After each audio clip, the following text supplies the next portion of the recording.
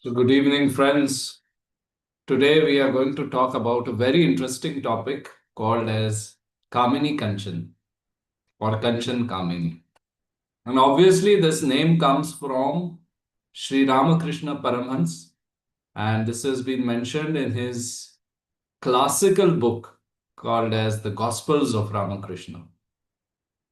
The Gospels of Ramakrishna was, of course, a memoir of what happened during his life, how he taught his students, what happened during his lifetime.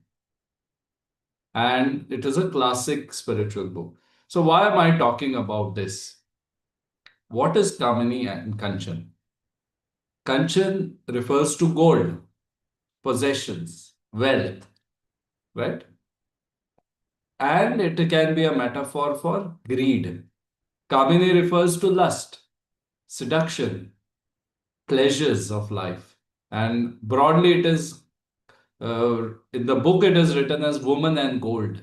So, there is a reference of 20 times of woman and gold in the Gospels of Ramakrishna. 20 times, or maybe more than that. I found that it is 20 times, but maybe it is more than that. And what he goes on to say is Kamini Kanchan is the block, is the obstacle to finding peace, to finding God. These are the obstacles to God. He goes on to say that this is the Maya which prevents us, just like fish.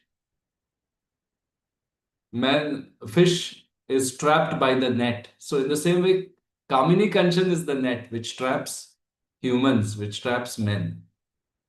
Now we have to understand that this is not a condemnation of wealth or a condemnation of the opposite gender, sex, relationships. It is not a condemnation of that. It is actually very interesting to see this from different points of views, from different traditions. We have to be able to see this, whether it is the yogic tradition, tantric tradition. What does the yogic tradition say? It says rise to the higher chakras, do some practice, let the kundalini, let the energy rise to the higher chakras. So there are seven chakras, and the first three chakras, which is the root chakra, the Swadhisthana chakra, and the navel chakra, they are considered as the base chakras. They are related to our hunger, related to our base needs: food, clothing, shelter, need to have people around us, need for some kind of recognition. These are the three basic needs. And Ramakrishna Paramans describes it as the base chakras, the chakras for excretion, the chakras for sex, the chakras for eating. That's how he describes it, because he was a man from the village and he used to describe it in a very simple and crude way. So, rising above these three chakras, what does it mean? Going to the heart chakra, which is love, and rising above. In the tantric traditions, we talk about, again, we call it as urdhvagaman, right? We are talking about a upward flow of energy. Normally, the energy flows downwards. We go towards food, we go towards sex, we go towards all these external needs that we have from the outside world. And Tantra suggests that we can reverse that flow. We can go towards the higher, we can go towards God. We don't need to go outside, right? Don't need to spill our energy. There's a beautiful Bengali movie. It's an art film called Cosmic Sex. It's an art film, little bit controversial, maybe not for everyone because it is a bit of a bold movie. But they talk about this very interesting concept in this movie that we let our sexual energy drain. And in the movie, they depict a tantric tradition where they do not let the students drain their sexual energy in the act. Because again, that is a outward flow of energy. That is a letting go. That is a sort of draining of the energy, right? So in a tantric sense, they have taken it right down to the most primal sexual act, that you do not go into draining your energy. Osho who is been very controversial, but at the same time has been a great influence in today's spirituality. Osho used to, is one of his first books was From Sex to Super Consciousness. He didn't say stay at sex, stay at, people accuse him for free sex and things like that. But he didn't say stay at sex. He said go from sex to super consciousness. And the actual Hindi title is Sambhog se Samadhi tak. So Sambhog is something, not just sex. Sambhog means the right moderation in bhog, in enjoyment. That is a lot of meaning to the word sambhog. The right kind of enjoyment leads to samadhi. So that is even more deeper. But in any case, he has implied that move from the base instincts to the higher instinct, to towards super consciousness, towards samadhi, towards God. Right? So all the traditions are saying this in some way or the other. And for me, Kamini Kanchan is very important because in today's world, what are the major issues? I'm an astrologer. People come to me with their problems. I see their problems every day. And what are the major issues? The major issues are connected with relationships. Any kind of relationships, especially man-woman relationship. The chasing for Kamini Kanchan, how do I apply it to that terrain of uneven, unsteady relationships in a changing world? Where are we putting our attention? Are we putting our attention on enhancing our relationships, or are we putting our energy into reels and scrolling social media? It seems like most people are putting their energy into an unconscious channel. And that is again Kamini, pleasure of watching reels, pleasure, comfort of doing things which are just coming up on the internet, shopping, Kanchan Kamini. Right? We are stuck in online shopping, stuck in watching the reels, stuck in the slavery of the algorithm. And that is what we are experiencing Kamini Kanchan in its most intense form in today's day and age in the year 2026. When I made a New Year 2026 report, because I'm an astrologer, I have to make a 2026 report for the whole world. What is coming in 2026? And in that, I wrote that this trap of Kamini Kanchan, this trap of online sex, online pornography, OnlyFans, and all these platforms which are, trying to pull us into entertainment and pleasure. All this entertainment and pleasure is Kamini Kanchan. And they want to make us busy with that so that we do not focus on our journey to the higher chakras, journey towards realization, journey towards God. So this is happening at a collective level. You can see that everyone is engrossed in these base pleasures. Now, there's nothing wrong with pleasures. There's nothing wrong with it. But when we're engrossed in pleasures, can we maintain dharmic relationships? Can we maintain relationships of integrity? No, because we want pleasure all the time. And remember, pleasure is not the same as happiness. Pleasure is not the same as happiness. Pleasure is something very different. Pleasure is when you want something as an instant, gratification. But happiness is something where you may have something, you may not have something, but still there is an equanimity. You need not be joyful and laughing all the time or rejoicing all the time, but there's an equanimity. There is a calm to it. There is a certain sense of uh, calmness, and equanimity is the right word to use here. Serenity. Right? So, how do we bridge this? Now we live in this world. None of us are sannyasis. None of us are sadhus. How do we bridge this? How do we move from pleasure to happiness?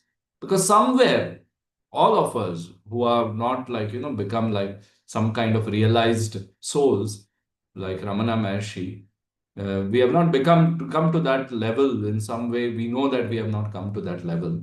So how can we, most of us, bridge this gap? Because somewhere, somewhere our tape is stuck, somewhere our head is stuck on something to do with Kamini Kanchan. It could be about our children, it could be about our relationships, it could be about something we did not get in our work, some recognition. Somewhere we are stuck with something in the outside which is unfulfilled. Modern psychology calls it, unfulfilled needs, right? And it is something which is stuck. So the incompletions of life, right? So there's another beautiful program called the Landmark Forum, which I did in 2011, started by a brilliant man called Werner Erhard.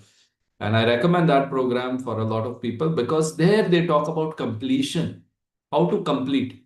Something is stuck, something is not right with my father. Maybe he did not give me money, maybe he did not give me the right kind of education, maybe he did not let me marry the right kind of girl, something like that. And that incompletion bothers me for the whole life.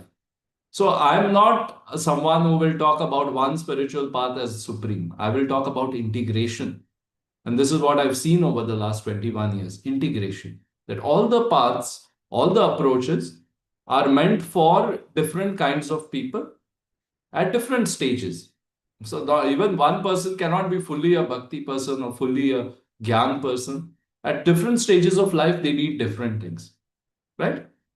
So one of the things is completion. How do we complete our life? In Kamini Kanchan, whatever is stuck, how do we complete it?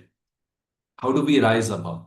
So for the bhakti people, we have practices like Nama Japa, mantra chanting. For the yogic people who want to do yogic kriyas, again the chakra related practices, bandhas, mudras, pranayam, kundalini practices. Kundalini Tantra, beautiful book by Swami Satyananda. So then there is also the tantric perspective, depending on whatever tradition we resonate with. In uh, Advaitic, Vedantic traditions, who am I? Self-inquiry. So all these practices are addressing this core of Kamini Kanchan. That's what I'm trying to say. And love is the bridge. So we may have an attraction for opposite sex. We may have an attraction for money. But if there is love, our interactions, that's what somebody asked Ramakrishna Paramans. So should we not earn more money? Should we not strive for more money? Should we not desire for that? And he said, no, yes, you can try to earn more money while not compromising on your dharma, while not cheating others. In an honest way, you can go ahead and earn money. But most of the time, we see that person who is striving for more and more and more endless amount of money, they go into something unethical.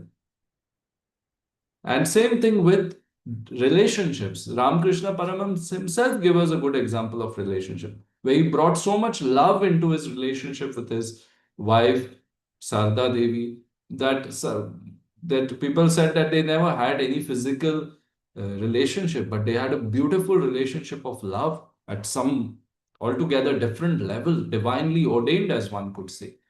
And that is what they brought in because they were at a very different level of understanding. And the love is what is going to create a huge amount of difference in how we approach this Kanchan and Kamini. It's not about just blocking it and becoming sadhus. That is not what he's saying with Kamini Kanchan. And nowadays we see all the crises in the world.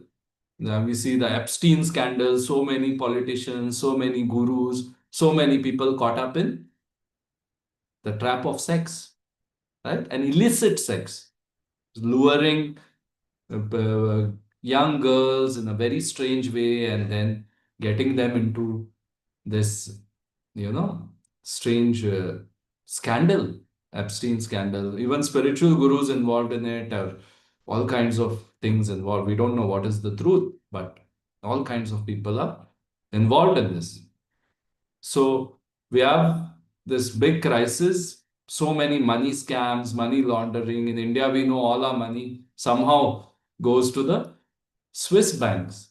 So Kanchan Kamini, Kamini Kanchan, the whole game is around this. And my objective of creating this kind of session is to let people ponder upon this concept, how we are wandering into Kamini Kanchan, and bring back all those parts which are wandered and which are still wandering because our mind doesn't stop lingering. It continues to linger into these realms of communication. Even though we may not be doing actively doing something right now, our mind is still occupied. Our subconscious is still occupied in something to do with communication. And we bring all those parts, we invite all of them, and then we let it integrate with the whole. We let it integrate. And that is the practice which I call as uh, it's a process called as divine transmission, divine light transmission.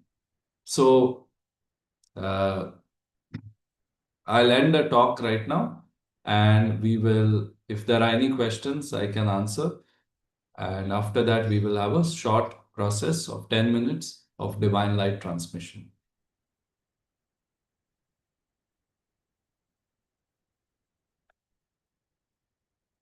Let me check if there are any questions on the live stream.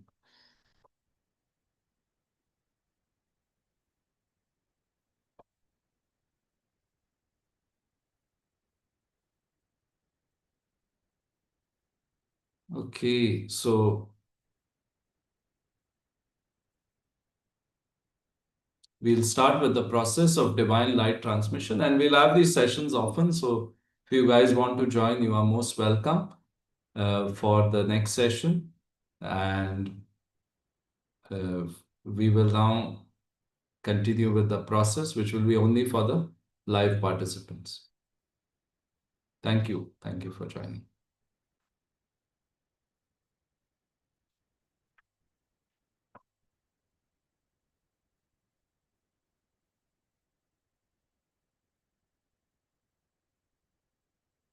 Yeah, Mr. Ratnam, you're there. Any questions?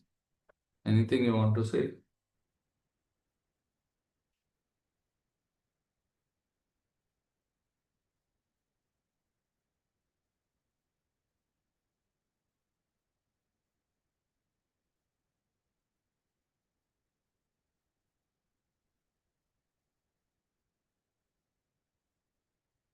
Hello.